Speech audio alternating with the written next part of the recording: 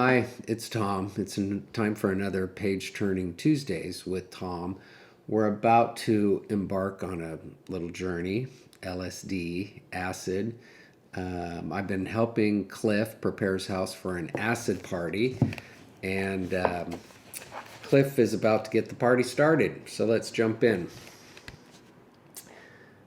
Is he already on acid? I'm talking about Cliff. Has he been on acid all afternoon? Is that why we're getting along so well? His interpretive dance ends with a box held above his head, making him look like a plump superhero with a freshly cut mullet. The room erupts in laughter and applause. Using tweezers, Cliff carefully places the smallest squares of pastel-colored paper onto the waiting tongues of his guests, one at a time. Some politely ask for two. One guy takes three. Cliff offers one to me. It's the moment of truth. I pass. I already had 4 kinds of drugs today and figure this Christmas will be strange enough, just assisting the acid freaks as necessary. Still, I'm wondering how such a minute sliver of paper can hold anything powerful enough to make people trip for hours. And by the tips of their tongues, the party officially begins. I really have no idea what to expect, and for a while nothing interesting takes place. Then about 30 minutes later, some people cannot stop laughing. People are laughing so hard they're farting too. Then I can't stop laughing. People begin to fan out into smaller groups. Cliff's friend Bull strips down to his underwear, races outside, and stands in the grass wiggling his toes. Then he marches back inside to share his newfound favorite joy and recruit some others. He insists they take off their shoes, socks, and pants to get the full experience, and they do. Great, now there's going to be an orgy and I'm going to have to fetch the purple rubbers. While they're outside marveling at the earth beneath their feet, I begin blowing bubbles for some of our guests. Little kids have nowhere near this level of fun with bubbles. I'm literally blowing bubbles and mines. Observing the craziness is highly entertaining. Kiki, the woman, not the cat, is lying on the grass looking up at the sky. In a highly animated fashion, she insists the clouds are moving in fast motion, like a loop of sped-up film. Others can see it too, and I want to, because it sounds interesting, but of course I cannot. I move into the kitchen area, where there's a deep conversation in progress having something to do with herbal essence shampoo.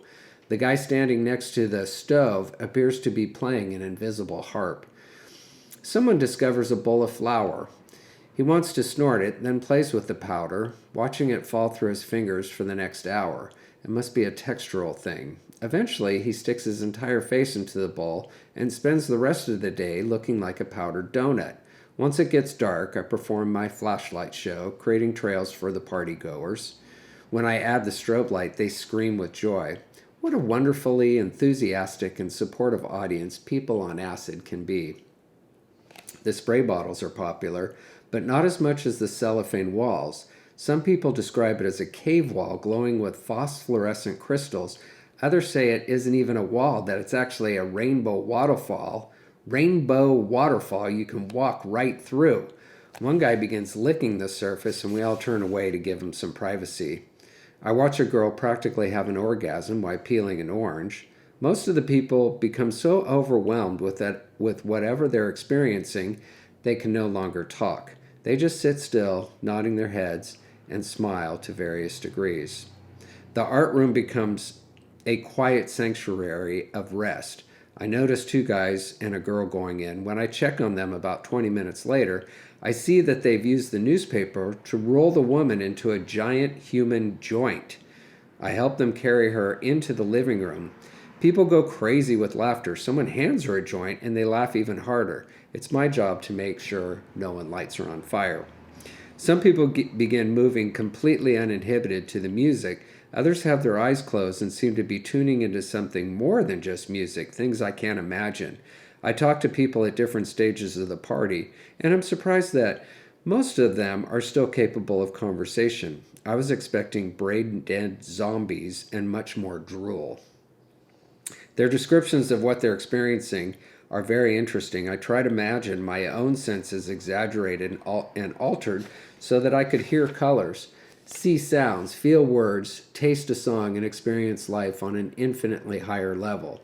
They describe a deep sense of belonging. They tell me they understand everything now and are completely at peace with themselves and the world.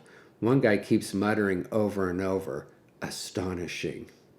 Babysitting the college students on LSD wasn't a traditional Christmas, but it was educational and very influential. Before falling asleep that night, I make a mental note to myself. Add drop acid to my list. So, thanks for tuning in to this edition, number 51, for those of you keeping track. And I'll see you next Tuesday for another edition of Tom's Page Turning Tuesdays. Thanks for supporting the book, the memoir series, and I'll see you next time. Bye-bye.